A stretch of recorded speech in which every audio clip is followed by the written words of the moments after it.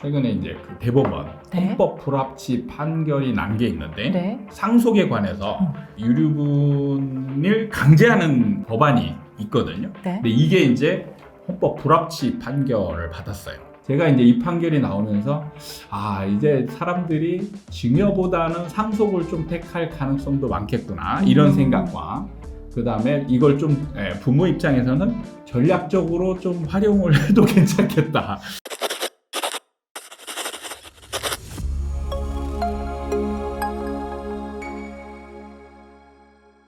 반갑습니다. 아파트 사이클 연구소 소장 이현철입니다. 배짜입니다. 반갑습니다. 네. 어저께 그 뉴스를 보다가 굉장히 눈에 들어오는 뉴스가 있었는데 최근에 이제 그 대법원 네. 헌법 불합치 판결이 난 게 있는데 네. 그 상속에 관해서 자녀들에게 유류분, 네. 유류분을 강제하는 그 법안이 있거든요. 네. 근데 이게 이제 헌법 불합치 판결을 받았어요. 근데 딱 제가 이걸 보는 순간 이건 부동산하고 연관성이 굉장히 많다. 어쨌든 우리가 상속과 네. 관련된 게 이제 부동산이 많잖아요. 네네. 근데 최근에 이제 상속보다 증여를 많이 활용을 맞아요. 하고 있는데 제가 이제 이 판결이 나오면서 이제 사람들이 증여보다는 상속을 좀 택할 가능성도 많겠구나 이런 생각과 그 다음에 이걸 좀 부모 입장에서는 전략적으로 좀 활용을 해도 괜찮겠다 이런 생각이 좀 드는 상황이 생겼습니다. 실제로 증여가 더 많았던 요즘인데 네. 실장님 보시기엔 증여보다 상속이 더 낫다? 네. 네. 그리고 전략적으로 사용할 수 있다. 네. 좀 차근차근 좀 들어가 볼게요. 많은 분들이 좀 생소하실 수도 있을 것 같거든요. 이 네. 유류분 제도가 네. 뭔지부터 좀 들어가 보는 건 어떨까 싶어요. 저도 네. 그 기존 법이 생긴 취지부터 좀 얘기를 해야 되는데 네. 기존의 우리나라는 장자 그리고 장남, 특히 장남 그리고 남자 그러니까 여자는 소외되고 그 다음에 뭐 남자들 중에서도 막내 아들, 뭐 둘째 아들 이렇게 소외돼서 장자 위주의 상속이 됐던 게 거의 관습화됐었잖아요. 그래서 이 다른 장자 이외의 다른 자녀들이 굉장히 불만이 많았죠. 네. 아니 나도 내가 오히려 어떤 경우는 장자는 아무것도 안 하고 막내 아들이 막 제사도 아니면 모시고 막 이렇게 하고 앞으로 제사도 지낼 건데 이랬는데 장자한테 상속이 다 돼. 이런 것 때문에 이제 이건 너무 공평하지 않다. 라고 해서 이거를 공평하게 이제 바꿨어요. 그래가지고 자녀들한테는 1대1 동일하게 진짜 남자 여자 구분하지 않고 1대1로 가고 이제 배우자한테는 1.5 이게 가는 걸로 되어 있었는데 유언장이라고 하죠. 네. 유언장에 그 뭔가 이제 내용을 쓰면 조금 이제 바뀌죠. 그래서 아빠가 죽을 때 장남한테 나는 다 주겠다.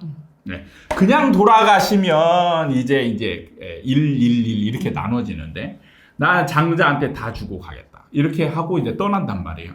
그러면 이제 나는 왜? 나도 자식인데. 그래, 나도 자식인데. 그래서 불만을 가진 자식들이 소송을 해요. 그러면 이 자식들 같은 경우는 기존 일을 받을 수 있잖아요. 그러니까 만약에 예를 들어서 배우자가 없고 그냥 계산하기 쉽게 자녀가 3명이다. 그러면 1이니까 네. 다 각자 33%씩 받을 수 있는 거죠. 각자 33%씩.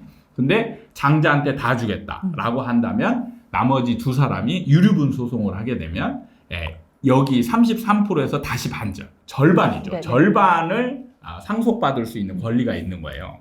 그래서 약 17% 정도를 받을 수 있는 권리가 이제 생겨서 강제로 그냥 주게 되는 거예요. 근데 이게 이제 불합치 판결을 받은 것이죠. 이게 보니까 거의 47년 만에 네. 이게 위헌이 딱 결정이 나고 바뀐다 이런 얘기가 들리더라고요. 그렇죠. 그러니까 불합리한 부분 뭔가 그러면 옛날에 그러니까 장남한테 몰빵해 주는 게 불합리해서 이게 생긴 것 같은데 이것 또한 뭔가 불합리하다는 거잖아요. 그렇죠. 어떤 부분이 그러니까 요즘에 이제 그 약간 세태를 반영한 사회상을 반영한 판결이 아닌가 싶은데 그게 뭐냐면 요즘은 일종의 부모를 어떻게 보면 이제 척진 사람이라고 하죠. 대척 관계. 네. 그러니까 사이가 부모와 사이가 가족 간의 사이가 안 좋은 사람한테도 굳이 이 유류분을 강제로 가져갈 수 있는 권리를 주는 게 맞느냐. 그때 이제 한참 문제가 됐던 게 구하라법이었죠. 네. 그래서 구하라 씨가 이제 사망을 했을 때 갑자기 나타난 친모가 20년 만에, 그러니까 20년 만에 나타났다라는 거는 그동안에 어떻게 보면 구하라 씨 나이가 20 몇 살이었죠? 그때 30이 안 됐을 때 이제 죽었잖아요. 그러니까 거의 남남이죠. 어렸을 때 관계를 끊고 전혀 관계를 가지지 않고 있는 상황에서 그 친권을 주장하는, 권리를 주장하는 그런 사태가 있었고, 그 다음에 자식들도 보면은 옛날 같으면 어떻게 보면 이제 사이좋게 이렇게 다 있었지만 요즘은 이제 그렇지 않잖아요. 각자 독립해서 그렇죠. 살면서 부모하고 인연을 끊고 살고 있는 자식들, 이런 사람들도 많은데 자식이라고 해서 재산을 강제 분할을 해줘야 되느냐. 그러니까 특히 요즘 같은 경우는 이제 뭐 어떻게 보면 이제 장남, 그 둘째 형 다 나가서 막 각자 외국 가서 살고 있고, 막내가 남아가지고 부모 공양 다 했는데, 죽으라고 뼈 빠지게 했는데, 그 재산을 형, 둘째 나눠주고, 이렇게 하는 게 과연 합리적인가, 공평한가. 이런 부분에 있어서 이제 논란거리가 많았다라는 거죠. 그 부분을 이제 반영하는 게 아닌가, 이런 생각이 들어요.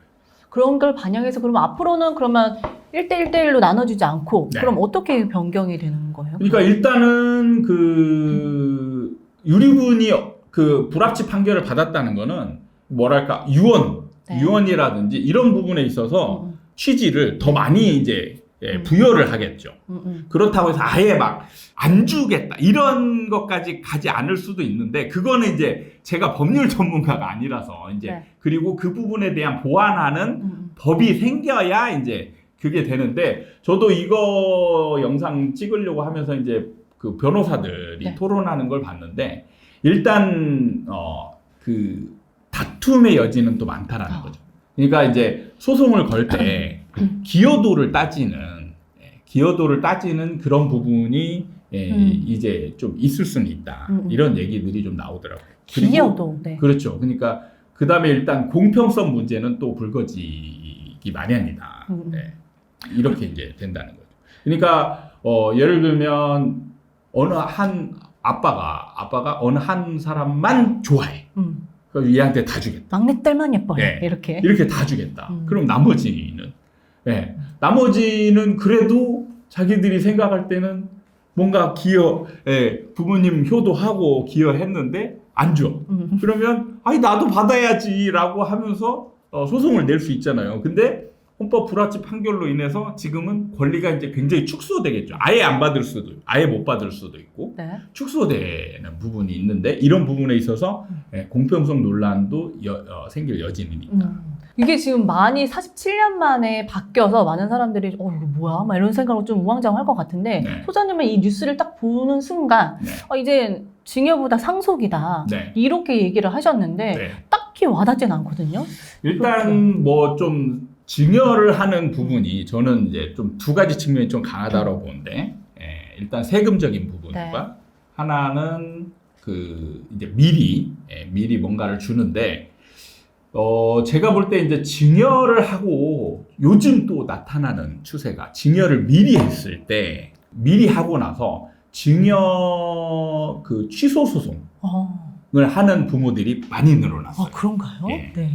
그러니까 부모를 공양까지는 아니어도 기본적인 가족 관계를 좀 지키고 서로 친분 관계를 유지했으면 좋겠는데, 증여하고 났더니 나몰라라. 거의 남처럼. 그래서 지금 보면 노인, 빈곤 이게 지금 사회 문제화되고 있잖아요. 물론 처음부터 재산이 없어서 그렇게 된 분들도 있는데, 일찍 재산 증여를 하고 나서 그 효도할 줄 알았더니, 재산 주면 효도할 줄 알았더니 이제는 받을 게 없으니까, 부모한테 받을 게 없으니까 무시하고 아예 그냥 쌩까는 그런 상황들이 많이 벌어졌단 말이에요. 증여는 사실 주고 싶은 사람한테 주는 거잖아요.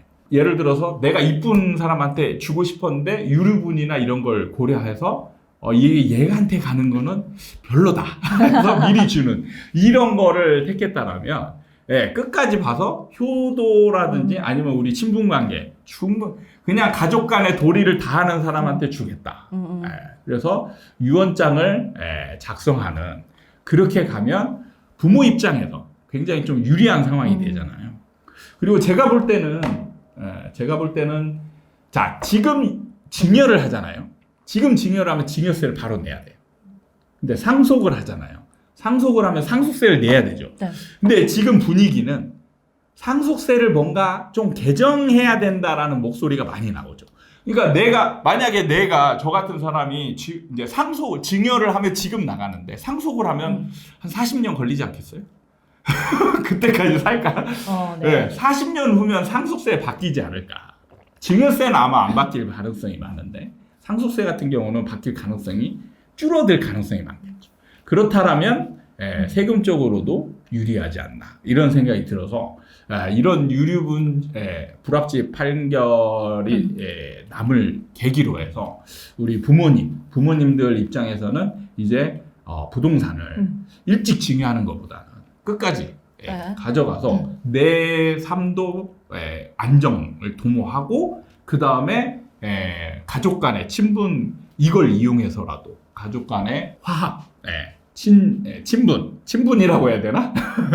이런 관계를 도모하고 그 다음에 내가 또 조금 더 주고 싶은 사람한테 주는 것도 이제 가능해졌잖아요. 여기까지는 부모님의 입장이었는데 네. 만약에 그 자식들의 입장으로 따져보면 소장님은 가족 간의 화합을 도모할 수 있다 하셨는데 이거는 정말 형제의 난이 되지 않을까. 네. 이건 약간 경쟁심을 불러일으키는 거잖아요. 나중에 상속을 하면 난 더 받아야겠다 하면 더 이제 좀 더 2번 찾아갈 거 한 4번 찾아가게 되고 내가 용돈 10만 원 드릴 거 20만 원 드리고 약간 이렇게 돼야 되지 않나 이렇게 생각이 들 수도 있을 것 같거든요. 당연히 부모가 그 일종의 갑질할 수 있는 당연한 권리 아닌가요? 이건 가족이 아니라 회사다. 약간 이런 게 들 수도 있을 것 같아요. 그 정도로 여기는 자식이면 제가 볼 때는 상속할 필요가 없습니다. 안 줘도 된다 그 정도면. 그렇죠. 아니 그거를 그 정도에 해야 되는 그걸 가지고 불만을 가진다. 그러면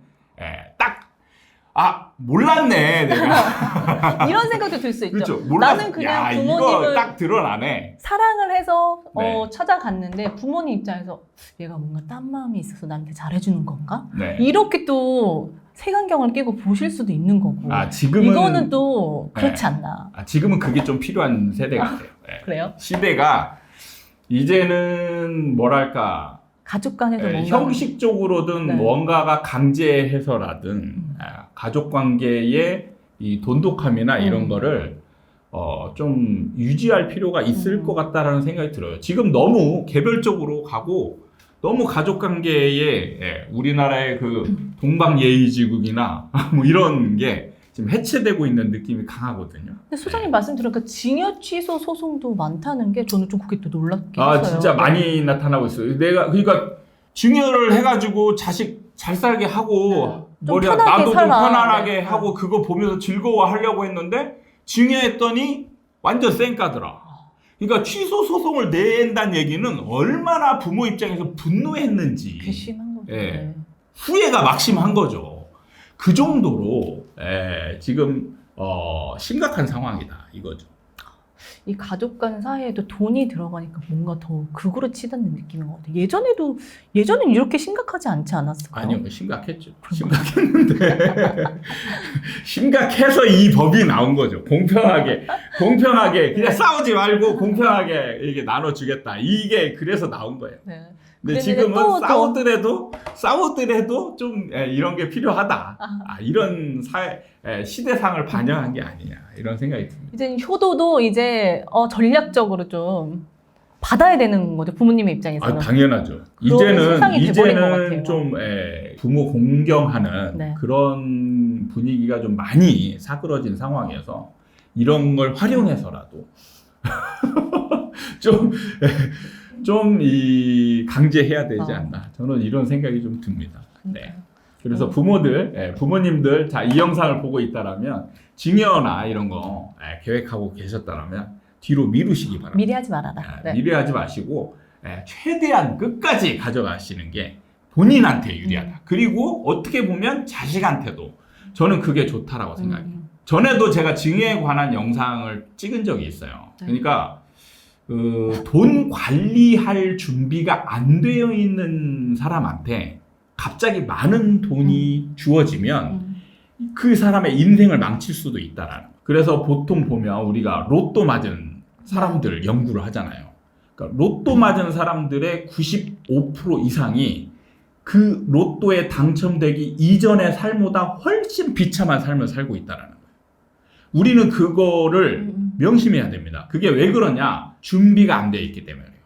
이 돈이, 많은 돈이 갑자기 생겼을 때 이 돈을 내가 어떻게 활용할 거에 대한 준비가 안 되어 있는 사람한테 많은 돈이 주어지면 인생을 낭비할 가능성이 많다. 그게 더 독이 되는 거죠. 독이 된다는 거죠. 오히려 독이 돼서 이 사람의 인생을 절실함이 없어지는 거예요. 이 사람 입장에서. 네.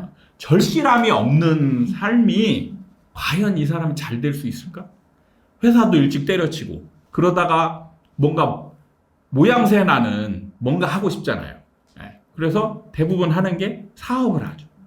근데 사업이라는 게 순탄치가 않거든요. 항상 사업이라는 건 역경이라는 게 와요. 근데 역경이 왔을 때 그 뒤가 없는 사람은 이 역경을 이겨내기 위해서 어마어마한 노력과 고민과 노력을 한단 말이에요. 근데 이 절실함이 없는 사람은 역경이 왔을 때 쉽게 그냥 방향을 턴해버린다는 거죠. 그러면 그게 이 매몰 비용으로 없어지는 거예요. 그래서 로또 맞은 사람들이 재산이 없어지는 게 여러분들은 이해가 잘 안 될 수도 있어요. 야, 그 많은 돈을 어떻게 다 없애고 어떻게 그 전 삶보다 더 비참한 삶을 살까? 이게 사람의 마음인 거예요. 사람의 마음이라는 게 갑자기 많은 돈이 생기면 의지가 굉장히 약해지고 돈을 허투루 쓰게 되고 그게 습관으로 이어지면 돈이 점점 없어졌을 때 과거의 그 자세로 돌아갈 수 없게 되는 거예요. 그러니까 증여도 마찬가지라는 거죠. 그렇죠. 돈 관리가 준비되지 않은 자녀에게 주어지는 큰 돈은 오히려 더 큰 독이 될 수 있다. 그렇죠. 그래서 제가 강조하는 게 자식들에게 경제관념, 이 돈 관리할 수 있는 마인드를 갖추게 하고 돈을 줘라. 네. 이게 중요하다. 그래야 진짜 내 자식을 위하는 게 된다. 돈만 줘서 부자로 살게 하는 게 내 자식을 잘 되게 만드는 게 결코 아니다. 오히려 독이 될 확률이 훨씬 높다. 이거를 강조하는 거예요. 알겠습니다. 오늘 이렇게 마무리하도록 하겠습니다. 네. 오늘도 저희 아파트 사이클 연구소 채널을 사랑해주신 여러분께 감사드리고 다음에 도움이 되는 영상을 가지고 또 찾아뵙도록 하겠습니다. 감사합니다. 쇼미더 효도.